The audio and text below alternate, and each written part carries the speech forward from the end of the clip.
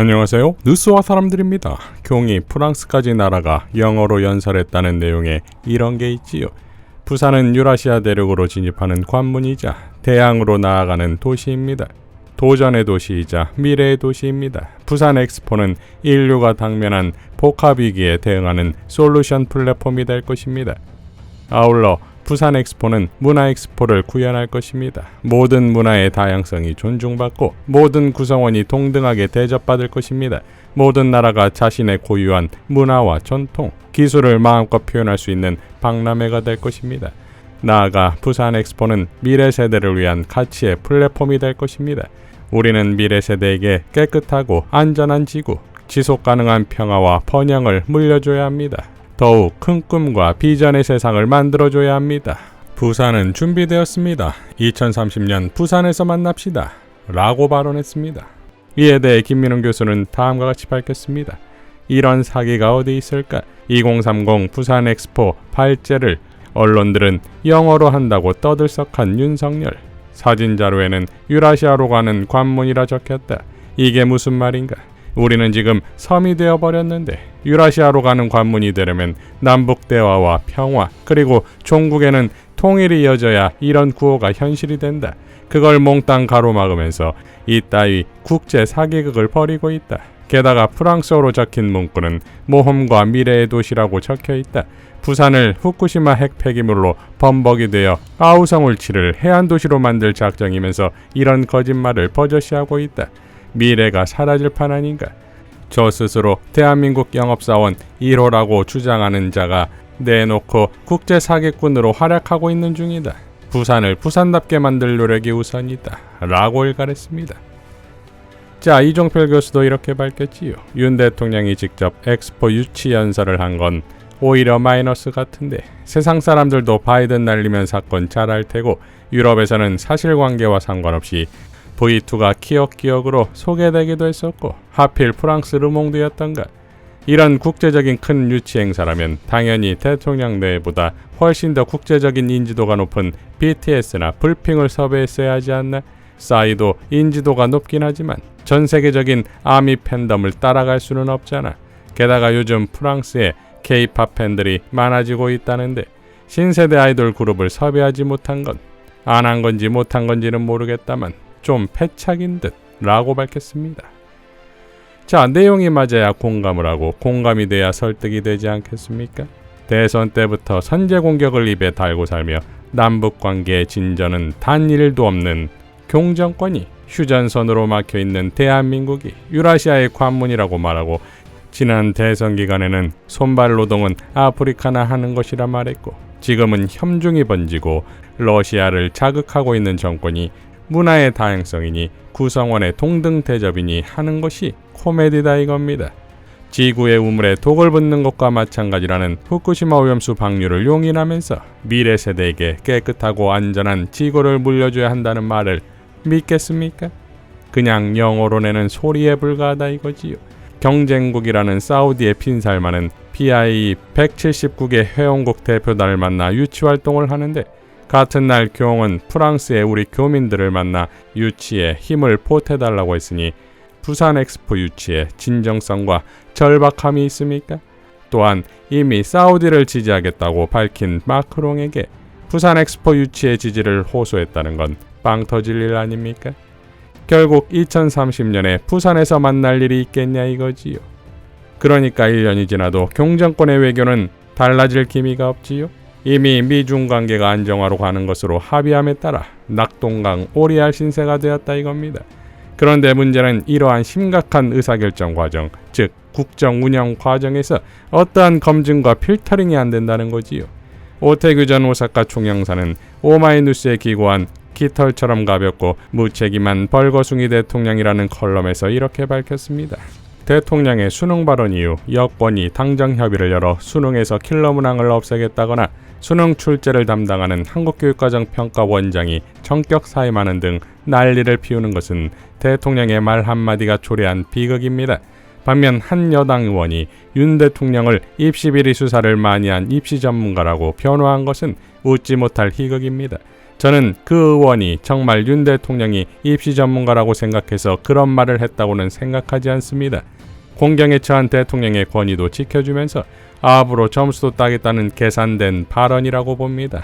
나라 전체를 발칵 뒤집어 놓고 있는 수능 발언의 파장에서 볼 수 있듯이 대통령의 발언은 극도의 절제와 신중을 기할 필요가 있습니다. 그런데 문제는 대통령의 신중하지 못한 발언이 수능 발언 한 번뿐이 아니라 습관성이라는 데 심각성이 있습니다. 윤 대통령은 지난해 7월 말에도 이와 관련된 교육부의 업무 보고를 받으면서 초중고 12학년제를 유지하되 취학 연령을 1년 앞당기는 방향을 신속히 강구하라라고 지시해 학부모와 교육계에 맹반발을 산 바 있습니다. 중고등학교와 대학의 교육까지 연쇄 반응을 일으킬 수밖에 없는 정책을 아무런 대안도 없이 내놓은 것은 이번 수능 발언의 예고편이라고 해도 지나치지 않습니다. 지난 3월엔 노동자의 삶에 중대한 영향을 줄 수밖에 없는 주 69시간 노동제를 추진한다고 하다가 2030 세대가 반발하자 슬그머니 걷어들였습니다. 지난해 9월에 바이든 날리면 사태는 습관성 실언의 절정이었습니다. 하지만 윤 대통령은 마치 자신이 무오류의 신인 것처럼 실수를 절대 인정하지 않습니다. 오히려 다른 사람에게 책임을 전가합니다. 5살 입학 파동 때는 M1 교육부 장관이 사퇴했고 이번에는 담당 국장과 한국교육과정평가원장이 제물이 됐습니다. 대통령 주변에 직언하는 충신들은 찾아볼 수 없고 아부하고 변명하는 간신들만 수두룩합니다. 라고 일갈했습니다. 자, 최강시사에 출연한 추미애 장관은 이렇게 발언했지요. 일제 이후 해방 이후에 우리가 이승만의 정치체제가 친일경찰, 고문경찰 특고를 중용해서 독재체제를 구축했지요. 우리가 그것을 4.19로 극복해냈지요. 그 다음에 박정희 중앙정보부를 통한 그런 통치, 또 전두환의 군부를 종용하는 통치, 이거를 다 우리가 60이나 또 5.18이나 이런 것들로 극복하려고 몸부림을 친 거잖아요. 촛불 이후에 등장한 검찰 통치체제라고 하는 것은 검찰은 뭡니까? 지금 대통령의 경험은 검찰총장으로서 검찰총장이라는 것은 검찰총장 한 사람만 검사인 거예요. 왜냐하면 검사 동일체 원칙으로 그 조직 자체가 검찰총장에게 수렴이 되어야 하는 거예요. 상명하복 관계로. 어떻게 보면 군대보다 더 심각한 거지요. 그런데 지금은 저는 이것을 검사 동일체의 원칙이 입법부, 사법부까지 몽땅 다 행정부뿐만 아니라 몽땅 다 대통령 한 사람의 뜻으로, 그러니까 공직이나 관직이 국민에게 봉사해야 하잖아요. 그리고 공직, 관직 사이에는 조직 간의 어떤 권한 위임도 있어야 되고 또 권한 위임자끼리의 상호 견제도 있어야 되고 다른 의견, 내부 비판이 있어야 되는데 그게 일절 없는 거잖아요. 그러니까 이것이 검사동일체의 원칙이 이 나라 공조직 전반에 번져 있는, 저는 이것을 권력 통일체 원칙이라고 말하고 싶어요. 그러니까 역대 어떤 권위주의 정부보다 가장 위협적이고 위험하다, 이렇게 생각이 들어요. 사실은 이 권력의 이익을 보려는 자는 아첨과 아부를 하고요. 또 일반 시민들은 공포를 느끼지요.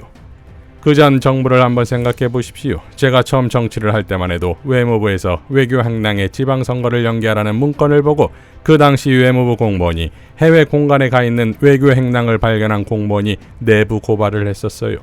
그런데 지금은 어때요? 공무원의 내부 고발이 없어요. 문재인 정권만 하더라도 민주적이니까 생각이 다른 공무원들이 막 내부 고발을 활발하게 했잖아요. 그런데 지금은 다 숨죽이고 있는 거지요.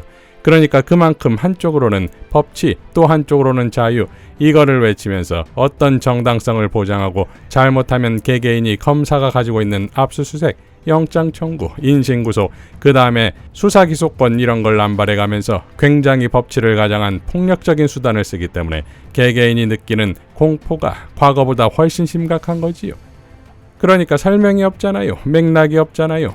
내 관료로서의, 교육 관료로서의 이런 생각이 있는데 이런 외압이 들어와서 내 소신을 지키고 싶다든지 이런 항변조차 못하고 그냥 사표 내고 끝내는 거지요.